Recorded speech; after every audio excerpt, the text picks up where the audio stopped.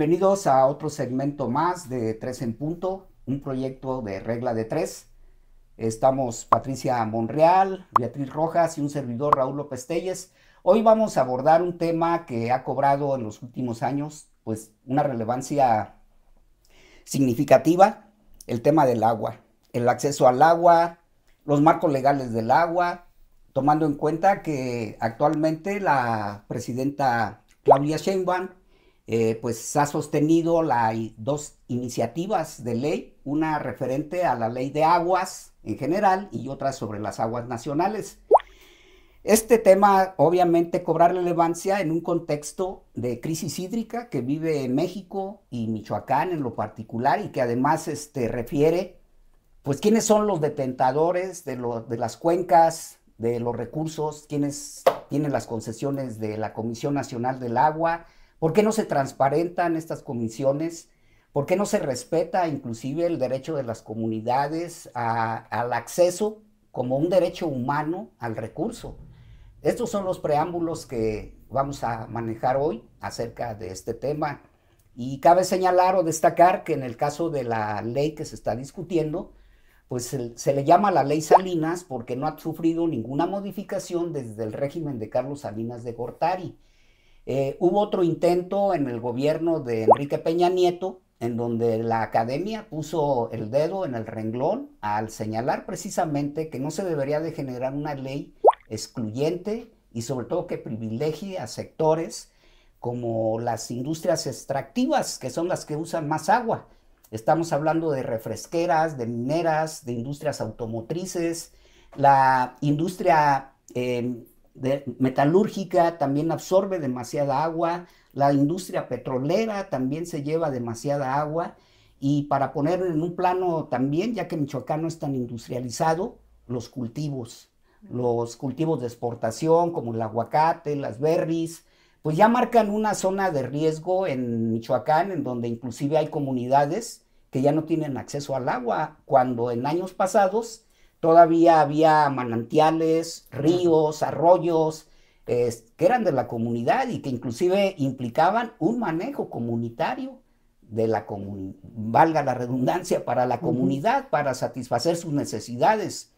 Ahora, sobre todo las industrias extranjeras, las empresas canadienses que han venido a establecerse en el estado, sobre todo en el cultivo de berries, pues prácticamente se denunció en años pasados que han construido incluso ollas de 6 hectáreas de diámetro. O sea, simplemente hay que dimensionar un poco el tamaño de estos depósitos, que además son ilegales, no están regulados, y con agua ha guardado silencio, ¿no? Eso lo han señalado en días pasados también organizaciones sociales que están demandando que se haga una revisión de estas dos iniciativas, que no se quede ni con Dios ni con el diablo, sino que solamente sea una iniciativa única en la que se prevean todas las aristas del fenómeno del agua en México. Sí, ahí pues vamos a estar pasando algunos datitos en torno a los títulos, a las autorizaciones que ha entregado Conagua. Unos enfocados a Morelia a propósito de esta denuncia, esta exigencia de organizaciones sociales que se han enfocado al caso de Morelia, y también lo que tiene que ver con el Estado. A nivel, por ejemplo, Morelia, son 554 títulos o permisos vigentes que ha otorgado que tiene la Conagua. 200 son por servicios, 143 para uso agrícola, 91 para público urbano, 38 industrial, 34 para diferentes usos, 20 para otros, 18 domésticos. En domésticos pues tenemos, entra el OAPAS obviamente, ¿no? 6 para uso pecuario, 3 de agricultura y 1 para la Comisión Federal de Electricidad, que es la gran consumidora o a la gran empresa que se le da o se le autoriza agua por parte de Conagua en Michoacán, con un permiso, ¿no? y ya ahorita veremos lo que tiene que ver con el resto del estado. Con respecto a la legislación, yo creo que es importante tomar en cuenta que en 2012 se reformó la Constitución de México para establecer que todas las personas tienen derecho al agua, pero al agua potable, no nada más al agua, sino con ciertas características, ¿no? Entonces también habría que cuidar que lo que se reforme no resulte anticonstitucional, que es lo que parece.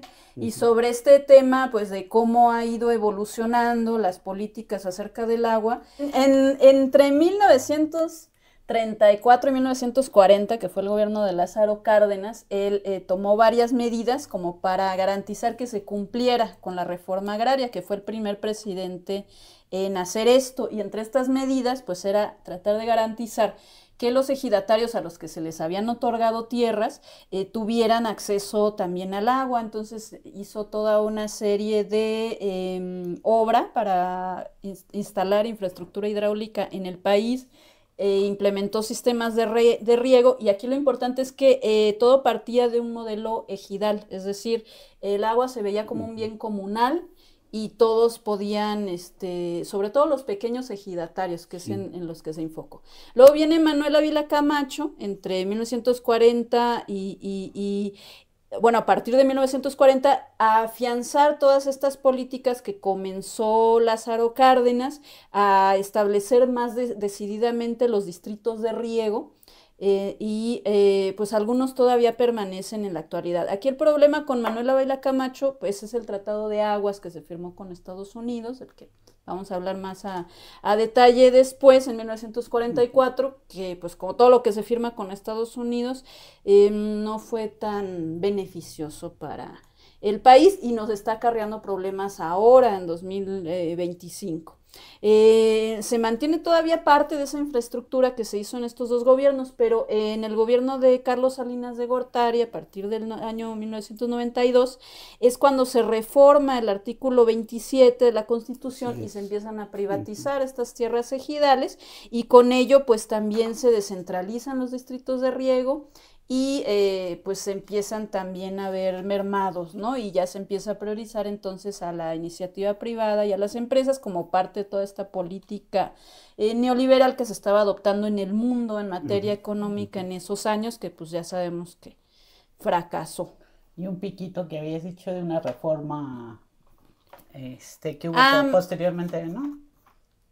La ley de aguas nacionales se creó en 1992, precisamente con Carlos Salinas de Gortari, que se dedica... No, eso ya lo había dicho, ¿no?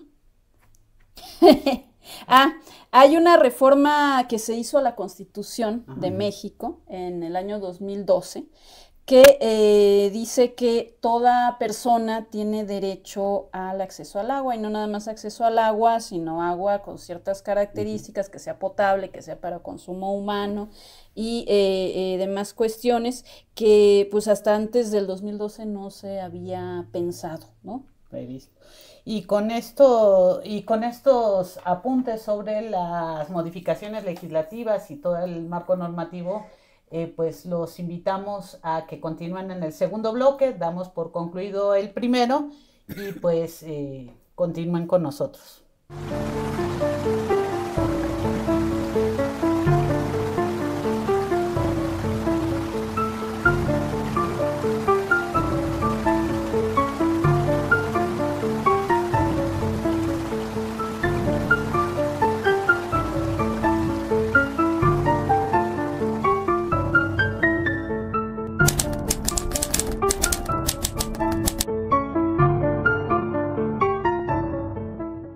Muchas gracias por continuar con nosotros en este programa de 3 en Punto, ahora enfocado al tema del agua.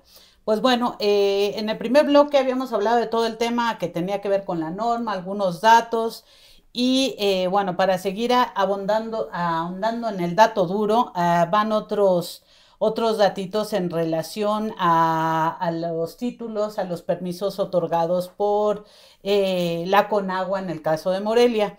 La Conagua tiene diferentes rubros o diferentes tipos de títulos. En este caso, los datitos sobre lo que tiene que ver con los permisos públicos urbanos, los que tienen actualmente son el OAPAS, obviamente, los comités de agua de 6 comunidades, la promotora michoacana de vivienda, 2 poblados, 3 colonias, una junta local de agua potable, la extinta Secretaría de Desarrollo Urbano y Ecología, supongo, bueno, pues ha ido transitando será a medio ambiente o quizá movilidad.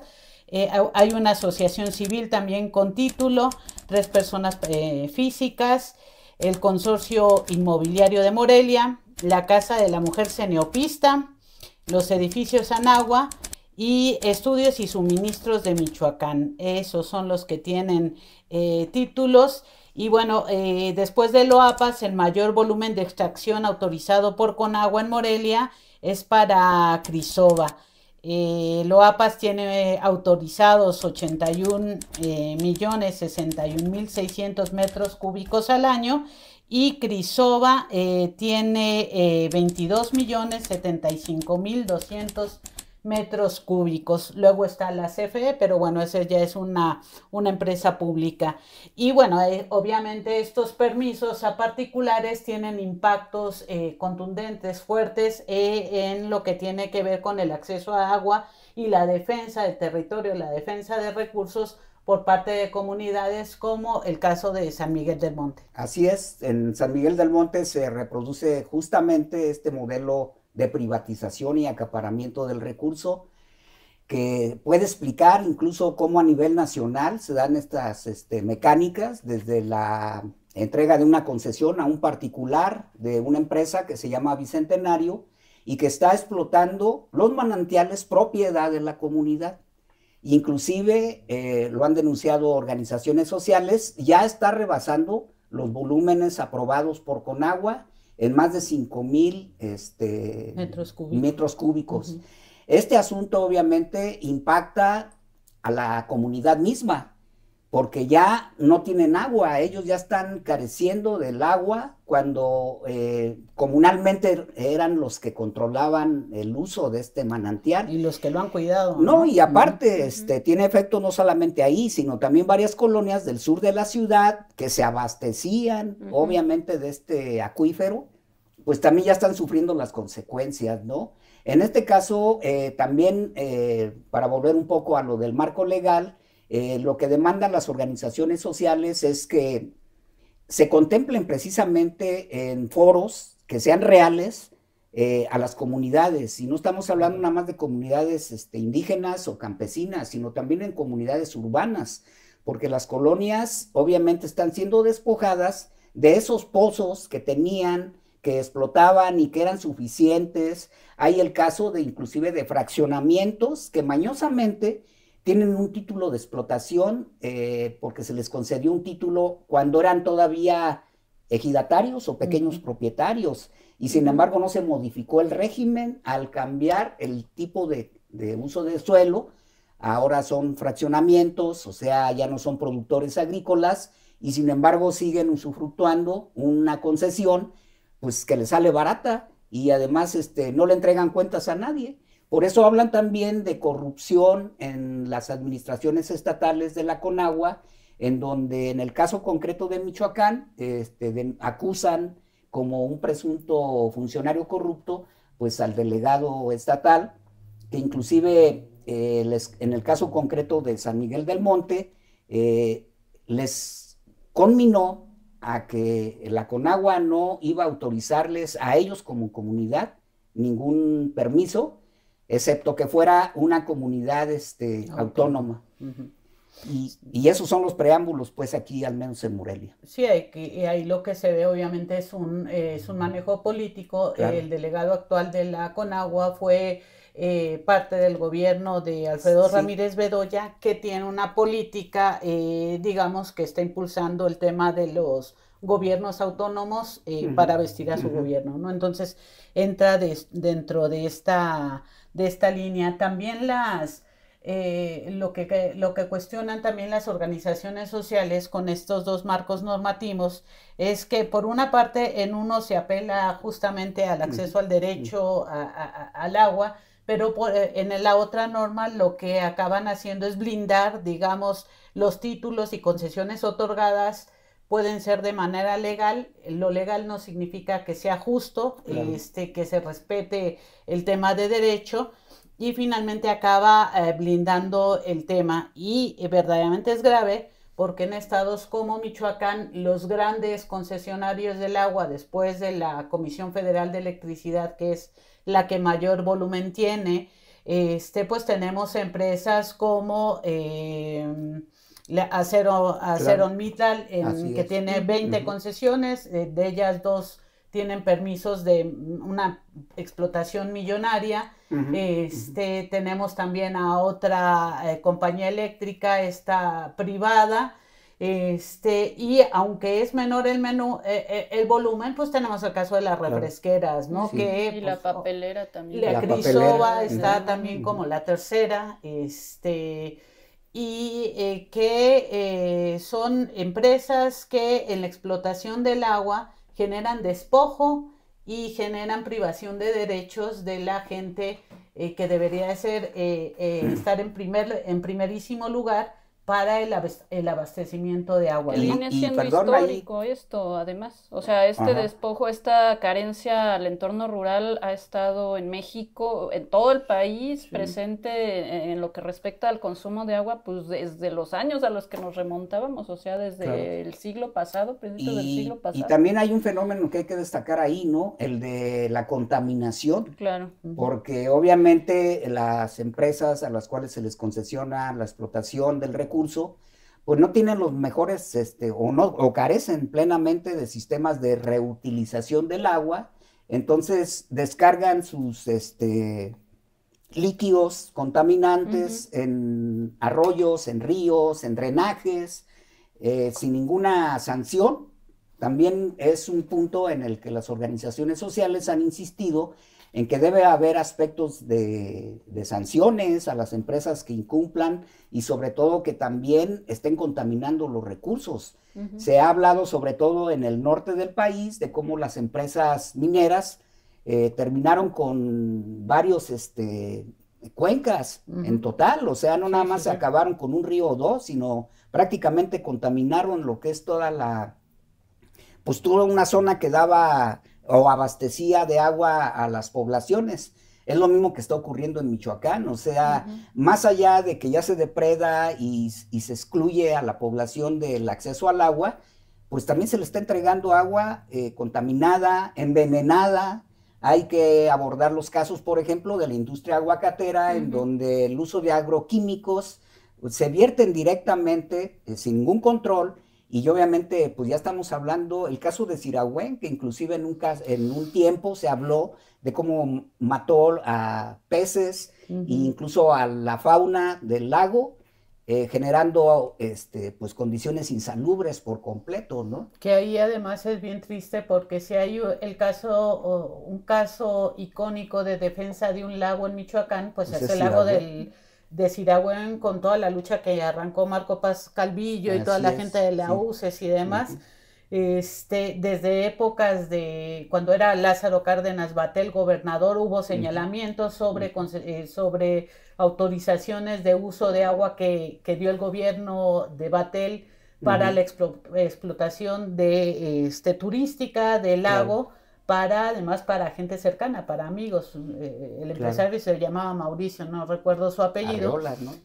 Una cosa así. Y finalmente lo que observamos, y eso lo platicaremos, se acaba el tiempo ya de este bloque, también en el otro bloque, sobre la engañifa del ecologicismo de las autoridades estatales, donde hay trampas, hay recursos destinados y al final lo que se está haciendo es favorecer a los grandes capitales, y hablaremos cómo se ha favorecido en este caso a los capitales de los grandes cultivos exitosos en Michoacán.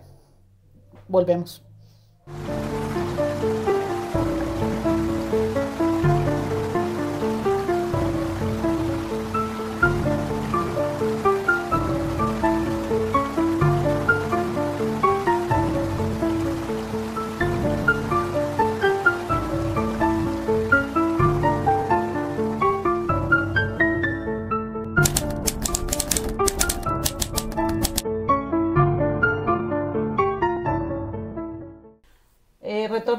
al tercer y último bloque de este programa de 3 en punto, donde estamos abordando el tema del agua.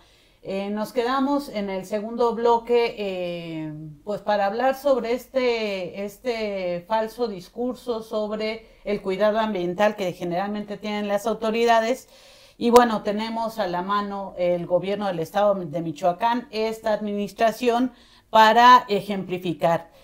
Como sabrán, y si no saben, pues les comentamos, durante el gobierno de Alfredo Ramírez generó un modelo que se llama obras multianuales, con el que ha venido financiando diferentes obras como el teleférico, el segundo anillo periférico, también que trae su carga de afectación al tema del agua.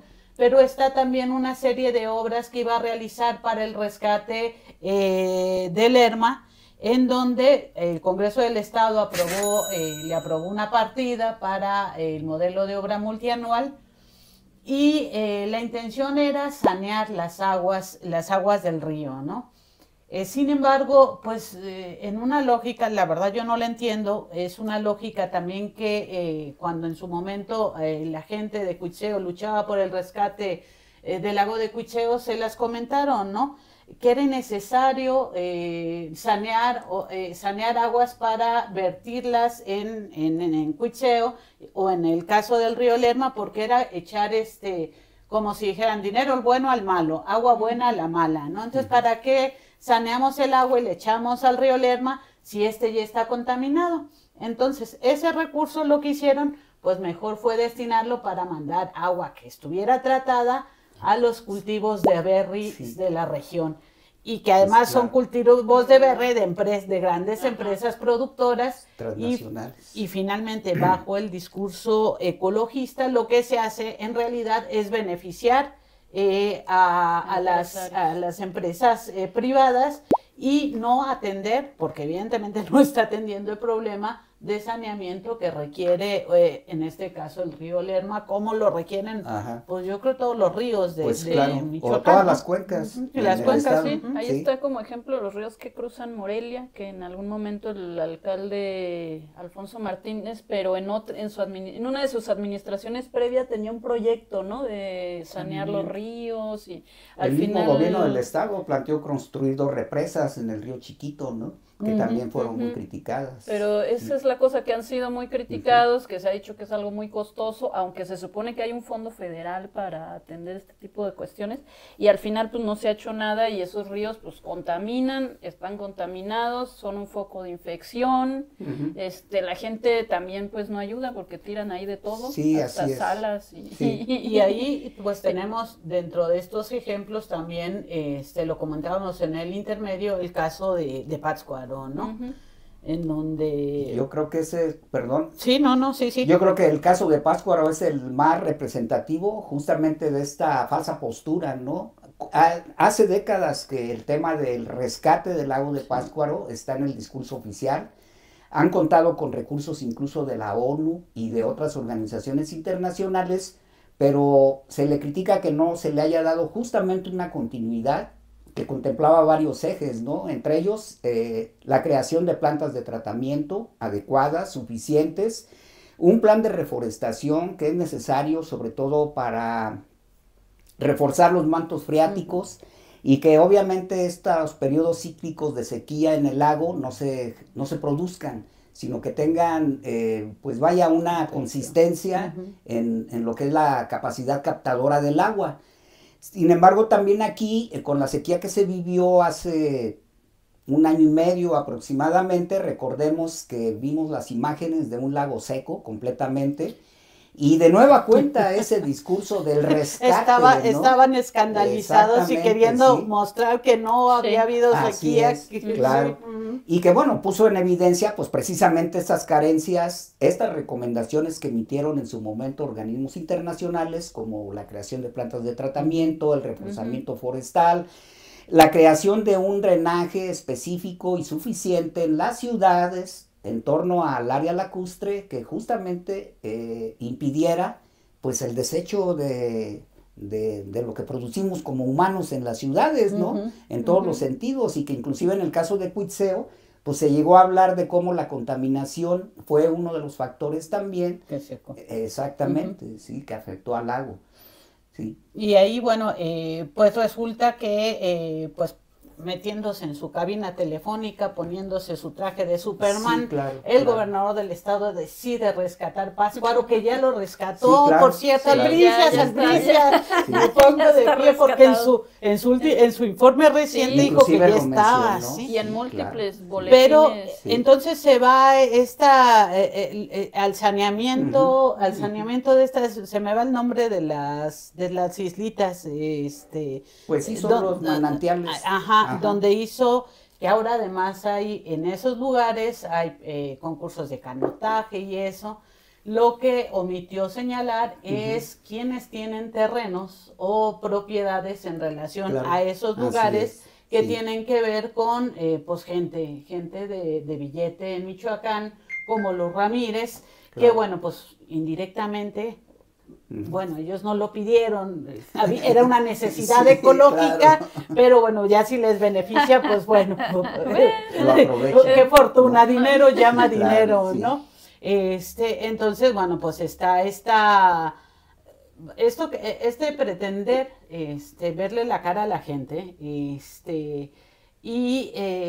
pues sí, yo creo que la gente que vive en los alrededores, pues contenta de pronto de poder visualmente incluso ver diferente. Pero pues no nos dejemos, no hay que caer en el engaño, ¿no? Y creo que ahí también las comunidades ribereñas tienen una responsabilidad en torno a cómo asumen el cuidado del lago, ¿no? A mí me parece que en su momento la lucha de una comunidad como Sirahuen era muy clara y muy contundente sobre la defensa, ¿no? La permisibilidad de las comunidades sobre ciertas cosas también atenta, ¿no? Y no podemos creernos el discurso de que el lago de Pátzcuaro está saneado, por Dios, ¿no? Inclusive ni la sequía ha desaparecido, pues tampoco, ¿no? Y además es multifactorial, un montón de cosas, no implica quitar el lirio nada más. Entonces, bueno, verdaderamente la próxima administración o la que venga, que se enfrente con el problema que persiste, pues entonces ya veremos a los funcionarios de ahora de nuestro legado lo echaron a perder porque no le dieron seguimiento. Entonces, bueno. Sí. No, y además hay una visión pervertida también en estos rescates, más allá de ese falso ecologismo, ¿no? Cuando un paisaje se recupera o se rescata, pero tiene una finalidad turística, ¿no? Creyendo eminentemente que ese empuje económico, el dinero que van a venir a gastarse aquí los turistas, va a servir para mantener pues una situación que implica, como dijo Patti, pues muchos factores. No es nada más el rollo de que vengo y todavía veo agua en el lago, ¿no? También hay que ver la situación social de las comunidades en torno, el rescate y el mantenimiento de especies, tanto animales como de flora, y que constituían una parte fundamental en el mantenimiento de este ecosistema, ¿no? Sí. Organizaciones como la Contraloría Social del Agua lo que están planteando es de que se generen foros, efectivamente, desde abajo, desde la base, para que sea la gente la que en este caso opine sobre estas dos iniciativas que están en curso, y que de acuerdo a lo que se realizó fueron foros, así entre comillas, donde la participación se circunscribía a 5 minutos. ¿Cómo se puede exponer un planteamiento? ¿Cómo se puede convencer y cómo se puede defender también los argumentos en 5 minutos? Esto es completamente inducido y excluyente. Entonces, la suerte del agua en México depende mucho de la participación de las comunidades, que ya están activas y ya lo están defendiendo en todo el país, no nada más en Michoacán, sino en todo el país ya está levantando la gente, pues precisamente para reclamar este derecho humano a un recurso que hoy está siendo saqueado.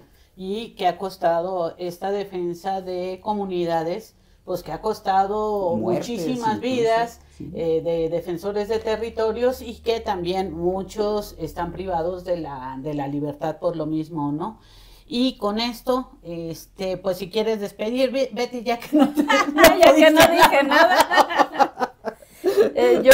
Yo me acuerdo que hace unos años decían que la próxima guerra mundial iba a ser por un tema de agua y hay hasta películas, Claro. ¿no? Y ya me parecía muy ciencia ficción y Ajá, una lo veías muy jalada. lejos, Bueno, ¿no? todavía Sí. cuando era niña tomábamos agua de la llave, Sí, ¿no? eso Los es. garrafones. Ujú. Sí. Pero bueno, ojalá todavía haya tiempo de rescatarlo, de revertir, de dejar de contaminar y de hacer un tratamiento real, porque la Comisión Económica para América Latina y el Caribe, la CEPAL, ya decía desde 2014, en un estudio que hizo de toda América Latina, que en México sí se incrementó el tratamiento de agua a partir del año 2000, pero es un tratamiento primario y entonces no se está realmente saneando del todo, ¿no? Claro. Y entonces pues se necesita mucho más. Pero bueno, ya se nos agota el tiempo, vamos a seguir hablando de esto después, o si no, pues visita nuestra página en donde ya hemos hablado de esto y hay más información en regla3.mx.com.mx. Bueno, es que uno no la pone, ya no escribimos las direcciones así. Visiten nuestro TikTok, nuestro Facebook, nuestro X, nuestro Instagram Y el el Spotify y coméntenos, denos su opinión, denos sus sugerencias, denos sus quejas y nos vemos el próximo lunes.